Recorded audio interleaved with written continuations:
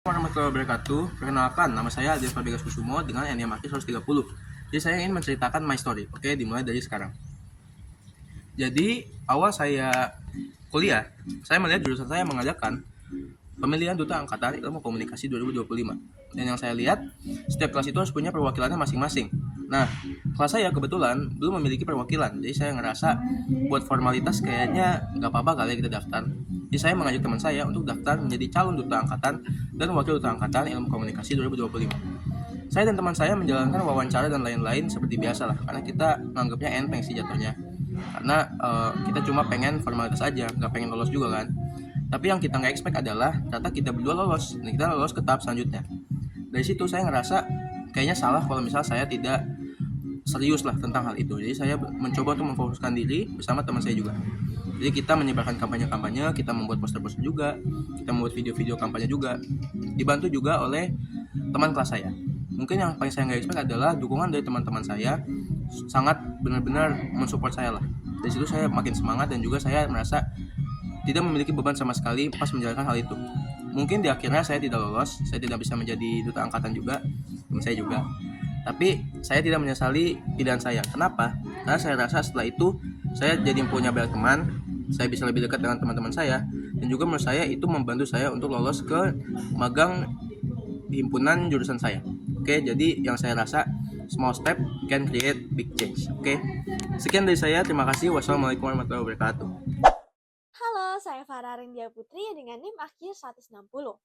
Jadi pada awal masa SMA, saya tuh sering banget ngerasa minder karena belum tahu sebenarnya bakat saya tuh apa. Sementara teman-teman di sekitar saya sudah menemukan minat dan bakat mereka dari SMP.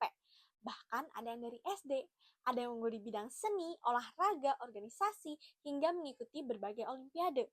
Sedangkan saya justru ngerasa tertinggal karena saat itu saya hanya fokus pada pelajaran di kelas tanpa mencoba hal-hal lain di luar kelas. Sehingga saya mulai berpikir bahwa mungkin memang saya tidak memiliki bakat apapun. Kemudian saya menyadari bahwa bakat itu nggak akan muncul gitu aja tanpa kita cari. Saya harus berani keluar dari zona nyaman dan mencoba hal-hal baru untuk menemukan apa yang sebenarnya saya sukai dan di mana saya bisa berkembang. Dari mindset tersebut, saya mulai memberanikan diri untuk mengikuti berbagai kegiatan dan perlombaan, utamanya yang diadakan oleh sekolah. Saya mencoba bergabung ekstrakurikuler paduan suara dan juga badminton, mengikuti berbagai perlombaan seperti membaca puisi, fashion show, paduan suara, mendongeng, dan juga monolog. Di antara perlombaan tersebut, hanya lomba mendongeng yang berhasil saya juarai saat kelas 11 dan kelas 12. Perlombaan tersebut diadakan oleh MPK OSIS pada acara Bulan Bahasa di setiap tahunnya. Saat mengikuti lomba mendongeng, saya memang lebih ngerasa menikmati prosesnya dan lebih mampu mengekspresikan diri lebih luas. Maka dari itu, saya berpikir dari berbagai pengalaman yang telah saya coba, saya mulai merasa ada minat yang besar dalam diri saya terkait mendongeng dan juga monolog. Maka dari itu, saya semakin yakin bahwa saya memiliki potensi dan bakat di dunia seni peran. Semua pengalaman ini mengajarkan saya bahwa potensi diri itu akan tumbuh ketika kita berani mencoba hal baru dan tidak mudah menyerah.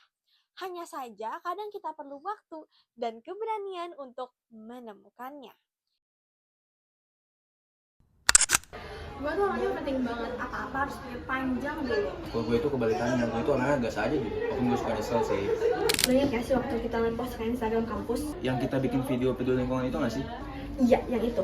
Awalnya gue ragu banget kan, karena gue gak biasa ngomong lancar depan kamera. Gue juga belum pernah bikin video kayak gitu.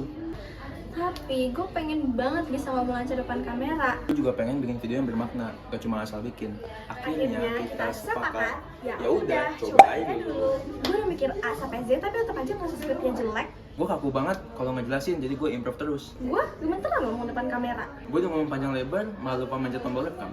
Tapi semakin sering latihan, gue semakin santai. Dari situ gue belajar kalau kebanyakan mikir itu malah buat kita nggak mulai-mulai. Dan asal gas aja juga nggak cukup. Karena mencoba hal baru itu bukan soal hasil, tapi tentang proses yang buat kita berkembang.